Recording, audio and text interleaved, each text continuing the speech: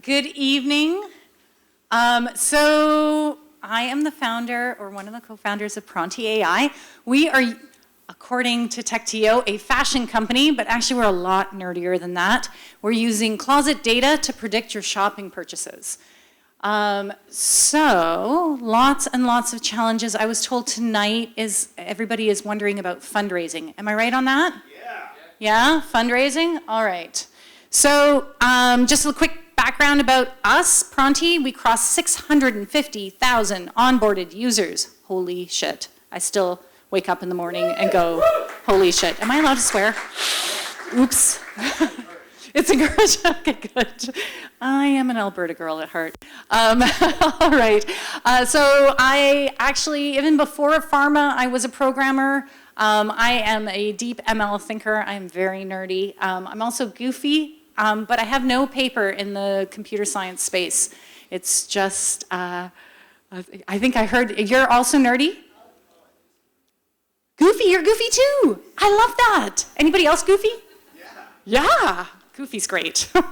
Why is it only us? Come on, TechTO. There we go, one more goofy. All right, so I have an MBA and I have over 20 years of operational experience, including the leadership and sales stripes that I earned in pharma. I was also a past advisor at Velocity, and I was on their fund side as well. So there's so much you can't control in fundraising. So I just focused on what was in my control. That's really the big takeaway. But it took a really long time, like a really long time. So I focused on growing my business and government grants. That's like the real core rawness of it. But it is a B2B sales process, fundraising, and it's really about talking to as many people as you can, getting that target list. And my target list was over 100 investors. And what I did in that 100 investors was really practice and refine my message and figure out what it was that was resonating with them. Because when you're this close to your business, you don't really know. And you kind of walk around at the very beginning going, I'm really good at this. And then you're like, why isn't this working? So that statement, we use closet data to predict your shopping purchases. May not resonate with you, but God damn it, it resonates with the investors. Pardon me, I swore again. Okay, so also know who your gatekeeper is and who your internal champions are, and who the decision makers are. And sometimes it is a bit of a process. What I really found was that a lot of the younger people within the funds were champions of my business because it resonates with Gen Z. So they were my gatekeepers / champions, but the decision maker came later. So that was a really important awareness. Okay, I know I only have 5 minutes and I have way too much content. So you can always come and ask me more questions later. Jason's given me the okay. Okay, so there are a bunch of things about fundraising that you can't control, but it's really important to understand it. And so this really helped me in understanding it. And I wouldn't say that I just understood it from day one. I didn't. It was an evolution of understanding this. So VCs have a thesis. You can research it, but there's also underlying theses that they don't tell you until you kind of get to know them. It is really important to understand that. True Ventures is all about blue sky opportunities, and if you don't understand that it's blue sky, then you won't be talking to them in their language. I'm pointing at poor Paul. And you need impeccable timing, and that sucks because you can't figure that out, but you need a bit of luck, and then you just have to be ready. So I would say that ready comes from practicing, comes from going out there, talking to a million people, figuring out what's the shortest sentence that resonates or gets people to go, so what do you mean? And then you can talk to them a bit more. Ready means putting that awful data room together way in advance. Ready means every time you get a objection, you create a little piece of appendice to put in the data room. I can't even tell you how big my data room is. It's just enormous. But that was like a process. You're laughing. It's so true, though. And then businesses are categorized by VCs in particular ways, in the business model itself and in the verticals. And they have mental models. So you kind of have to fit in some of that box. As much as you don't want to, you kind of have to, because you need to talk their language. So this was a recent thing from PitchBook. And if I look at that list, I don't really fit there. But I made myself fit.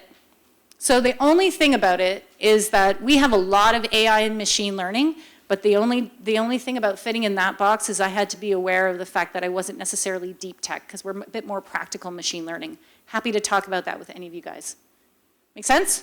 Yeah? Am I boring you guys? No? Okay. So, founder market fit, this one also sucks, because you might have a passion for whatever you're doing, but if you can't explain why you're the best person in the room when you're early stage, it's really hard. And founder market fit is that, like, some people are royalty, like Jason's royalty, let's be honest. He's pretty cool. Plus, he is very connected. He can raise an idea. The rest of us, not so much. It's really hard. So you have to think about this founder market fit. Why are you the best person to do this? And like really dig in, because we're not necessarily from Stanford. We don't necessarily have the biggest like networks. So what is it about it in the early stages that makes you the right person? This is so important to the VCs and the investors early. Government funding cycles. If you had to go after government money like me, gosh, those funding cycles, you got to know them because there's a dead period. And if you're trying to bridge some money, that's important. And some investors are bad for you. Use your gut. Run away. They're not good for your business. They're going to take you in the wrong direction. I'm really thankful that I didn't end up with some of the investors. I can see Paul's shaking his head. All right. So what actually worked? So having something that wowed. And this was really about that milestone of 500,000 onboarded users. Now we're at 650. So being out there really helped. Getting introductions, actually introductions from other founders for me was the most powerful. I got Goodwater Capital, a really great Bay Area VC because of a founder introduction. Just getting exposure, TechTO. Hi, I'm Mila, invest in Pronti. Maybe don't do that. And then I sort of mentioned, are you ready to write me a check? Okay, so and then having all your ducks in a row. So this is all about like figuring out what are the objections, what do they hate, and I think one of the things that really crystallized in the last little bit, the reason I got my lead, which was Drive Capital. I've closed my pre-seed round. Sorry I didn't tell you that early. I really closed that because I knew the objections before they were going to happen, and I actually got out in front of them. They just became, I got rid of slides like market size and competitors, and I put in the objections. And then I kept the market size and competitors in the appendix. You start to figure that stuff out. All right, that's it. That's me.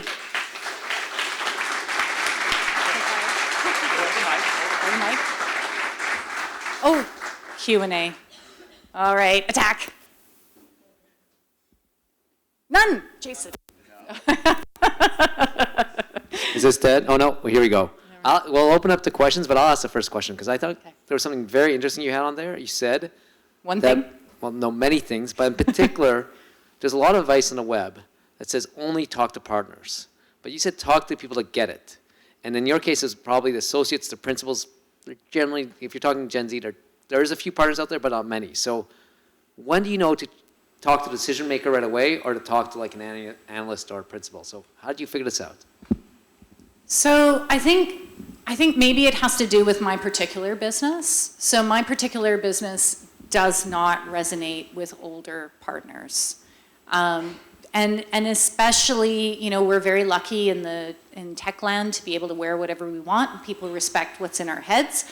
But in the rest of the world, you have to, it's your first impression. So I think that I needed to go after those people that got it, the people that grew up with the Instagram generation, because that was what had changed. It was one of my why nows. And so For me, it was about getting those internal champions that could jump up and down and figure out those pieces of thesis that I didn't know and could pitch that piece internally. So I think maybe it's a little bit about knowing your business. Does that answer? Perfect answer. Jason, we'll take one more question from the crowd. Anyone have a question? Thank you. My name is Rizwan from Cube Medical Hub. Just had a question specifically about the way you're launching and getting everything going, especially with your growth spurt you're going through, which is great, and I'm really happy for you. I'm just curious how you got that idea to get those many number of users, although that may not have been your intention. How did you go about, getting or achieving that? Yeah, fair enough. And so, it's a bit of a journey getting to virality, and it's a lot of testing and iterating. So, and I would say that this applies to everybody. You've got to just have a whole bunch of hypotheses and go out there and test it. So our major growth actually came from TikTok. None of us were TikTokers. None. We just went out there, we experimented, we played around, we changed it. If you go and look at our TikTok account, in fact, we have a couple of accounts because we were experimenting that hard, and you scroll all the way back, our videos were very different. We really tried a lot of things on that journey, and it's about just trying to figure out what clicks. And then now, actually, we're starting to trend on Instagram, which is also interesting because it's a different demographic, and we've got to tweak again there. So I think if you just continually have that mindset of testing and trying, because TikTok could change, but we'll test and iterate somewhere else. Thank you. Round of applause. Mila, will you run our TikTok account?